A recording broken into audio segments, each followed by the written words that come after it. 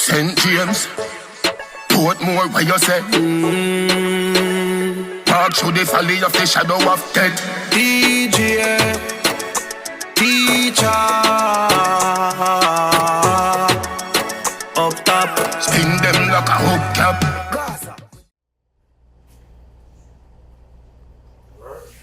Back at it again. Yes, sir, yes, sir, yes, sir. It's your boy Steamo. It's your boy Sean Spacely. And it's your boy Tsunami Tommy. Up Top Podcast, episode 5, the off season, y'all. Thank you very much for taking the time to tune into episode 5 of Up Top Podcast. We really appreciate you guys also listening to our previous episodes. You know, giving you guys the latest feedback, news, sports, you know, anything live or up to date, you know, Up Top was said. So we really appreciate you guys taking the time to always show us love. And you see us here, we're rocking the Up Top gear, you know, the jerseys, jumpsuits, you name it. So here at Up Top Podcast, we got more to come in episode 5. Stay tuned. We're going to go ahead and right to it. We're going to go ahead and get started right into the NFL draft. All right. And it has been a great offseason in the NFL, y'all. Yeah, man. Really good. Yeah. What y'all thinking so far? Like, how do y'all feel now with NFL season moving forward and how we actually see these young players getting drafted? You know, now they're realizing that this is their season now to feel like, okay, they belong in the league. And we know in the NFL, not for long, as we used to say. Yeah, that's right. So it's just impressive to see, again, these college athletes now actually getting a bigger bag. They were getting an NIL bag. And they're using this offseason now to go ahead and say, all right, the team actually took the opportunity to draft me. I want to go ahead and showcase my skills and actually prove to myself that I belong in this league. And I must say, and it was a very impressive draft. I mean, it was 7 rounds. I mean, man, Tsunami, what do you think about the NFL draft recap this season?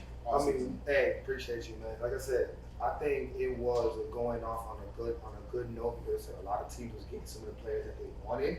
But then, of course, you know, unfortunately, on the tail side of the things, a lot of teams were upset with the teams with the way they picked it. Like, for example, I think was it the Baltimore Ravens? Yeah. Yeah, I don't think they picked. Their fans were like, yo, what are we doing? What's going on? You saw what I'm saying? Like you said, and then on the good side to your team, the Eagles, they picked up some, you saw what I'm saying, a good person that could almost make them another powerhouse. Yes, and it's important when you know what your team needs. At the end of the day, you know, it's the off season, so we don't know what these teams are going to do now moving forward, if they got the right pieces or some of the teams didn't get the right pieces. And at the end of the day, we want to see exactly how they can impact their team. You know, obviously the Super Bowl champions of the Kansas Chiefs, they picked up that speedy guy named Xavier Worthy. Yeah. We talked about that. Yeah. And the guy ran a 4.1, 4.2 speed. Yes, yeah, he did. I don't think he almost broke the record. And the Kansas City Chiefs drafted him. So that goes to show you, like, you just never know. So we're just going to go quickly into the recap. As we can see here, Mr. Caleb Williams was the #1 draft pick to the Chicago Bears. And, I mean, it just went off from quarterback to quarterback to quarterback. So #2, Jaden Daniels, who was the Heisman Trophy winner, ended up going to the Commanders as the #2 pick. The #3 pick, another quarterback by the name of Drake May, who used to play quarterback for North Carolina, went to the New England Patriots. Now, can he be the next Tom Brady? You don't know. What you thinking about that one, Spacely? Those are some mighty, mighty cleats to fill. Because you are not just talking about one of the greatest football players of all time. You are possibly talking about someone who is a GOAT, and his status has been put at the same level of other professional sports. Right. Tom Brady revolutionized an organization, not a team, a whole franchise, from being one of the top 5 worst teams with Doug Flutie to being the team that everybody desired. Who didn't want to be a Patriot when Tom was slinging that ball after beating Kurt Warner in the first Super Bowl that he ever got a chance to play?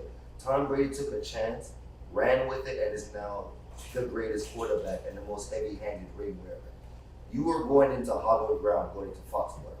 You must know the moment you step into Foxborough, Boston, you aren't who you anymore. You are either the second coming of Tom or you're on your way out. because Belichick and that organization never played games. So if you want to be the next great Patriot quarterback, call Tom Brady. Find somebody who has his phone number, go call him. Because if you don't, you will be out of there. You'll be the true NFL, not for long. You heard it first here at Up Top Podcast. Right. And it's interesting, like you just mentioned, Tom Brady obviously has been, the greatest of all time quarterback for not only New England Patriots, but for the NFL.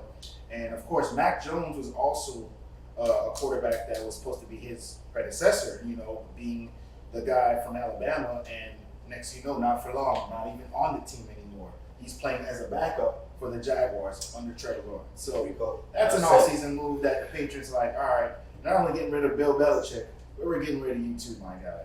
So hopefully, Drake May, you're the guy that the Patriots can actually use. Moving on, Marvin Harrison Jr., one of the great wide receivers of all time. His son is now playing for the Arizona Cardinals, number 4 pick. I mean, that was a big move for them. They needed a receiver. Hopefully he's like the next Larry Fitzgerald. We'll see. Hopefully he's like his father. Better than. Hopefully he's like his father. Yes. I would love for him to be his father because I became a Colts fan initially because of Marvin Harrison. Facts. Marvin Harrison and Peyton Manning were my version of Jerry Rice. And what's the quarterback's name for Jerry Rice against Steve Young? Yes. So Marvin Harrison Sr. and Peyton Manning were my dynamic duo in Indianapolis Colts. Like anybody know when you play on that Madden game, you look for your dynamic duo. It was the Colts for me. Yes. So I am praying Yes. that Arizona can use Marvin Harrison Jr. and their quarterback, the Speedy Gonzalez that he is over there, and hopefully they can get at least to the postseason because you guys have way too much invested in Arizona not to see the postseason. Facts.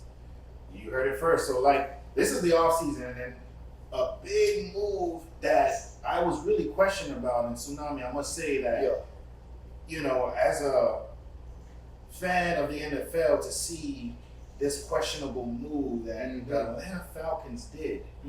They not only, we talked about it in the previous episode, Kirk Cousins is their starting quarterback. Right. They signed him for over $180-something million for another 4 years.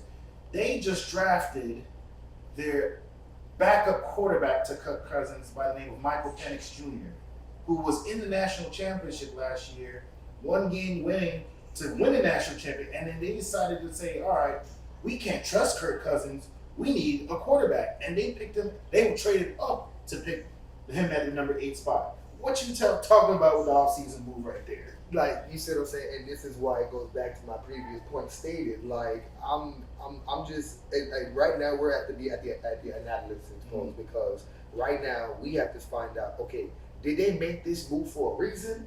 Like, is there some type of hidden agenda behind making this move? When, like you said, last time we checked, when Kirk Cousins was on the field, they was winning games. Right.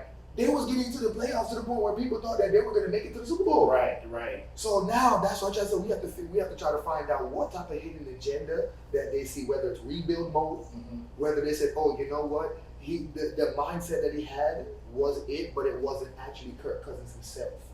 You saw, because sometimes that can be it. Some coaches can be like, you know what, the mindset that this young player has is the same, or it matches an old veteran, but maybe the veteran himself he was just missing something. And maybe that new kid might happen. Agreed. And this is a good move, obviously, that the Falcons, they made some great offseason moves, by the way, to get other players that could work around Kirk Cousins. But I feel like that was a questionable draft pick, to get a guy that may not even get playing time this season. So, that's something that, of course, Atlanta Falcons fans, you guys had an interesting offseason. I can say that. But moving on, other guys that got drafted, Roman Duzzy, his wide receiver that used to play with him in Washington, going to the Chicago Bears, who made some great offseason moves as well. They got number 1 seed, number 1 player, Caleb Williams, and they got a good top receiver. And on top of that, they got Keenan Allen from the Chargers. Right. They also got DeAndre Swift, who used to play for the Eagles. So, good offseason moves for the Chicago Bears, but we'll see how it all turns out. They all have to sit together. Because to me, like you said, for a very wonderful player like Mr. Swift, I don't think a team like the Bears is going to use him to his full efficiency. Like, for example, when you saw him on the Eagles, that's why everybody loved it, because they said, oh yeah, when when Swift got the ball, you saw like people say people even throw back out the Pokemon joke. He never misses. You see what I'm saying? Yeah. But now when you go to a team like the Bears, it's you see what I'm saying? It may be like, okay, it may be questionable because they might not use him to his full efficiency. Yeah, and he went for the money. Obviously, you know, he got into a Pro Bowl season, and obviously he wanted to get paid. So as a running back, you know, a lot of running backs don't get paid at this point in the league, and you know their numbers decline as they age. But you know, we'll see exactly if he is a good fit for the Bears. You know, again, they've actually put themselves in a position now to try to compete in that division against the Vikings. I mean, against the Lions, and also, you know, against the Packers. So all the best for the Bears. True. As Bears fans would say, bear up or bear down. We'll see. But yes, as you can see, you know, going through the rest of this draft, y'all, I mean, a lot of players, you know, got, you know, in a really good position to play. Brian Thomas Jr. is going to the Jaguars. Quinyon Mitchell, you know, cornerback. He was the best cornerback in the draft, going to the Eagles, who needed another corner who was going to help Slay and Bradbury and all the guys in the secondary. The Dolphins got Chop Robinson, who was an edge rusher. And, I mean, y'all needed him. He was a great pickup. Bro. I mean, that was definitely needed because Chubb is coming off of an injury. So that was a good draft pick. Might save us on the defensive end. I mean, yeah, like you can see, you know, the first round, these guys, you know, were actually ready to go ahead and prepare themselves to get to the next level. So, you know, here at Up Top Podcast, we want to know you guys' opinions and how you actually viewed the draft. Do you guys think that the NFL draft was big? Now, I heard it actually made history. Yes. It actually made history. It was in Detroit. So, Okay. you know, obviously Motown, you know, all of them guys, Detroit Lion fans, Shout out to they Detroit. made history. They had at least over 200,000 people out there in the first day draft. Around And I mean, you guys can take a look and view it for yourself. I mean, it was a flood of blue Detroit Lions fans. That's the whole stadium. But that lets you know. That lets you know that Detroit, no matter what, win or lose, that is what we mean by loyalty in fans. Because at the end of the day, you know if you're a Detroit fan, if you're a D-Town man, that your team is not as amazing as you would like them to be. Yep. No matter the sport, but at the end of the day, you're loyal because if you're loyal to them, they're loyal to you. But we know that broke records for NFL because let's be honest, when's the last time we talked about the NFL breaking any records during the draft? Let alone setting records in the draft as well too. So this really is big for the NFL in the whole. It does Roger Goodell really well because it lets people know that he finally is listening to the fans, the people, and the analysis when he's bringing folks into the draft. Mm-hmm. Facts. Very good point, Spacely. And that's why, you know, it's very interesting. Like I said, we see the offseason now, and the schedule just came out, by the way, y'all. It just dropped last week. And the first NFL game, obviously, is going to be a big matchup between the defending champs, the Kansas City Chiefs, and they're playing against, I think, the Baltimore Ravens. So that's going to be a big matchup. Also, a big international matchup is the Philadelphia Eagles are going to play the Green Bay Packers in Brazil. So, off-season move right there for the NFL to actually go ahead and Go to Brazil.